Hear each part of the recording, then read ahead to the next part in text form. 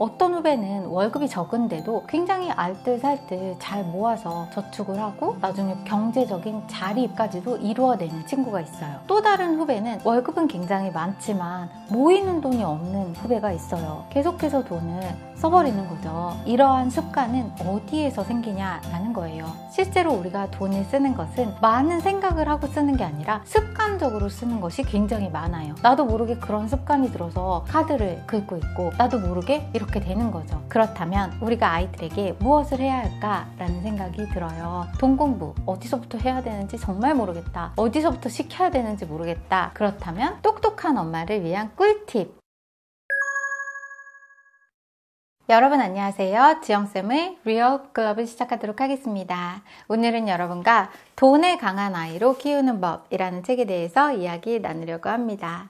돈에 강한 아이로 키우는 법, 과연 어떤 이야기일까요? 이 책에서는 아이들에게 돈에 대해서 가르치는 것이 정말 중요하다라고 강조하고 있어요. 아이가 돈 공부를 해서 경제적으로 돈을 관리할 수 있게 되고 또 나중에 경제적 독립을 이룰 수 있도록 엄마가, 부모가 도와줘야 한다는 거예요. 만약에 아이가 공부는 굉장히 잘하는데 경제적으로는 자립심이 없다면 계속해서 부모님에게 기대게 되겠죠. 그렇다면 아이에게 돈 공부를 어떻게 하게 도울 수 있을까요? 몇 가지 엄마들을 위한 꿀팁을 먼저 알려드리려고 해요.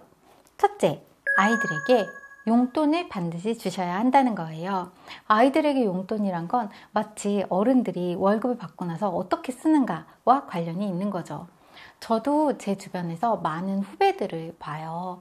어떤 후배는 월급이 적은데도 굉장히 알뜰살뜰 잘 모아서 저축을 하고 나중에 경제적인 자립까지도 이루어내는 친구가 있어요. 작은 오피스텔이라도 본인의 공간을 마련을 하면서 자립해서 나가는 친구들이 있고요. 또 다른 후배는 월급은 굉장히 많지만 모이는 돈이 없는 후배가 있어요.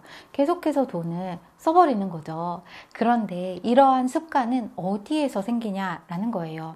실제로 우리가 돈을 쓰는 것은 많은 생각을 하고 쓰는 게 아니라 습관적으로 쓰는 것이 굉장히 많아요. 내가 이걸 꼭 사야지? 라고 생각하는 것이 아니라 나도 모르게 그런 습관이 들어서 카드를 긁고 있고 나도 모르게 주문을 하고 있고 이렇게 되는 거죠. 그렇다면 우리가 아이들에게 무엇을 해야 할까라는 생각이 들어요. 여러분은 아이들에게 어떻게 용돈을 주고 계신가요? 이 책에서는 아이들이 부모를 현금 인출기로 생각해서는 안 된다 라고 이야기하고 있어요. 엄마 나 이거 사줘, 엄마 용돈 주세요 라고 해서 그때마다 계속 돈을 주게 되면은 마치 부모님을 현금 인출기처럼 생각을 하는 거죠. 그렇다면 어떻게 줘야 할까? 바로 홈 아르바이트를 시켜라 라고 이야기하고 있어요. 홈 아르바이트 처음 들어보셨을 거예요. 아이들에게 집에서 하는 파트타임이 생기는 거죠. 홈 아르바이트에 대해서 여러 가지 꿀팁들이 나와 있어요. 예를 들면 빨래를 갠다 하면 1,000원, 욕조 청소를 한다 3,000원, 청소기를 돌린다 2,000원, 쓰레기 버린다 500원 등 여러 가지 홈 아르바이트를 여러분이 아이들에게 시킬 수 있어요. 그래서 아이들이 노동을 했을 때, 일을 했을 때 금전적인 대가를 받는다는 걸 인식시키는 거예요. 극단적인 이야기이지만 유대인 부모는 아이에게 방세와 가사 노동비를 당연히 받아야 된다라고 생각을 한대요. 제 후배 중에서도 굉장히 경제적인 자립심이 강한 친구가 있어요. 그런데 정말 놀라운 일은 부모님과 같이 살고 있는데 부모님에게 한 달에 30만 원씩 드리고 있다는 거예요. 그 친구는 방을 한 칸 쓰고 있는데 근데 부모님에게 돈을 드린다는 말을 듣고 저는 깜짝 놀랐어요. 우리가 보통 그렇게까지 부모님에게 방세를 주지는 않잖아요. 또 부모님도 우리에게 방세를 내라고 하시는 부모님도 별로 많지 않죠. 근데 유대인들은 반드시 자녀가 돈을 벌고 있다면 거기에 대해서 방세를 지불을 하라고 이야기를 하고 있고 또 가사 노동비도 같이 청소비도 반드시 이런 것들이 굉장히 습관화되어 있다고 해요. 여러분도 아마 이 영상을 보면서 생각하실 거예요. 돈 공부 어디서부터 해야 되는지 정말 모르겠다. 어디서부터 시켜야 되는지 모르겠다. 그렇다면 오늘 한번 리스트를 작성해 보세요. 이 책에는 똑똑한 엄마를 위한 꿀팁이라는 페이지가 있는데요. 홈 아르바이트의 종류를 적어놓고 거기에 가격을 매기는 부분이 있어요. 한번 이렇게 아이와 마주 앉아서 너는 한 이건 얼마 정도인 것 같니? 라고 이야기를 해보고 합리적으로 홈 아르바이트 책정표를 만들어 보는 거예요.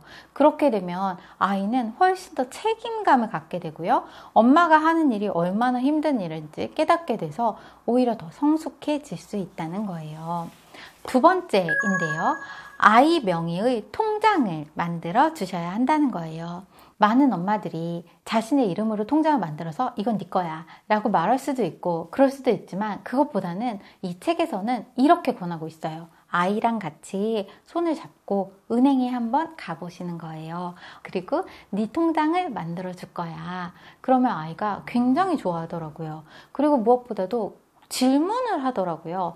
은행은 뭐 어떤 곳인지, 그리고 은행에다가 돈을 넣어두면 자신의 저금통에 넣는 것과 어떤 차이가 있는지, 또 이자라는 것은 무엇인지, 그래서 자연스럽게 내가 아이에게 이자의 개념도 알려주면서 투자라는 것이 가능하다라는 것도 알려주면 좋죠. 돈을 그냥 가만히 놔두면 없어질 수도 있고 또는 다 써버릴 수도 있는데 이것을 다시 은행에다가 넣어서 또 이자도 붙게 되고 또 종잣돈도 모을 수 있는 방법이 될 수 있다고 가르쳐주면 좋을 것 같아요. 세 번째인데요.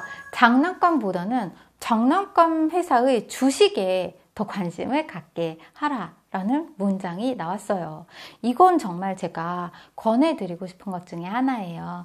제 지인 중에서도 아이 명의로 주식을 사서 몇 개 이렇게 주는 엄마가 있었어요. 그러다 보니까 아이가 굉장히 어린데 중학생이 됐을 때 놀라운 일이 생겼어요. 본인이 받은 세뱃돈하고 용돈하고 다 모아서 주식으로 수익을 낸 거예요. 그래서 그 집은 아이가 주식 투자로 수익을 내기까지도 해서 그 선생님이 얼마나 자랑을 한지 몰라요. 우리 아이들은 지금 자본주의 시대에 살고 있거든요. 그냥 장난감을 이렇게 볼 때에도 이건 그냥 장난감이구나. 그냥 그렇게 끝나는 것이 아니라 이 장난감이 되게 인기가 많다. 그러면 이 장난감과 관련된 회사들의 주식도 있을 텐데 그 주식의 가격은 어떻게 될까? 이런 주가에 대해서도 아이가 좀 알아볼 수 있도록 생활 속에서 알려준다는 거예요. 그래서 이 책엔 이런 문구가 나와요. 다가오는 명절에는 장난감 대신 장난감 회사 주식을 아이에게 사주라 라는 말이 나와요. 네 번째, 아이에게 돈을 벌 수 있는 능력을 어렸을 때부터 키워줘야 한다는 거예요. 그렇다면 아이가 돈을 벌 수 있는 능력은 어떻게 키워줘야 할까요? 아이에게 관찰할 수 있는 힘을 줘야 한다는 거예요. 사람들에게 필요한 것이 무엇이 있을까? 그리고 그 안에서 내가 돈을 벌 수 있는 방법이 있을까? 한번 생각해 보는 거죠. 부모님이 돈벌이가 되는 일은 주변에 널려 있어 라고 이야기를 자주 하셨대요. 그 예시로 나오는 것이 어느 날 겨울에 눈이 펑펑 내린 날이었어요. 눈이 엄청나게 많이 쌓인 거죠. 폭설이 내리고 나서 엄마가 아이에게 지금 빨리 나가서 눈을 치우면 돈이 될걸? 이라고 이야기를 한 거죠. 그래서 그때 그 아이가 눈을 치워주니까 어른들이 고맙다 라고 하면서 용돈을 주시기도 하시고 또 눈을 치우고 이렇게 깨끗하게 하다 보니까 그 안에서 다시 한번 수요가 발견이 되었다는 거예요. 그 사실을 깨닫고 나서 친구 두세 명과 팀을 만들어서 눈을 치우는 작업이 반드시 필요한 곳에 가서 본격적으로 눈을 치우는 일을 나중에 하게 된 거죠. 그렇게 하면서 제설 작업을 통해서 또 돈을 벌기도 했다는 거예요. 그런데 이 이야기에서 말하는 건 바로 수요. 를 볼 수 있는 힘이에요.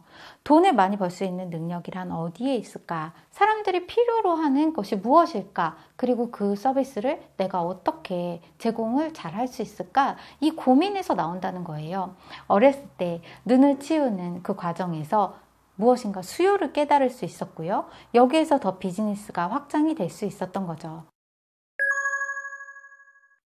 아이의 용돈은 바로 어른들이 받는 월급의 축소판이고 또 아이가 일한 만큼 대가를 얻게 되는 걸 깨닫는 순간 앞으로 책임감을 갖게 되고 더 성실하게 일하는 아이가 될 거고요. 뿐만 아니라 거기에서만 그치는 것이 아니라 다른 사람들의 니즈를 관찰하고 어떤 부분에 있어서 수요가 있을까 관찰을 하는 순간 그 아이는 비즈니스의 기회를 볼 수 있는 아이로 자라난다는 거예요.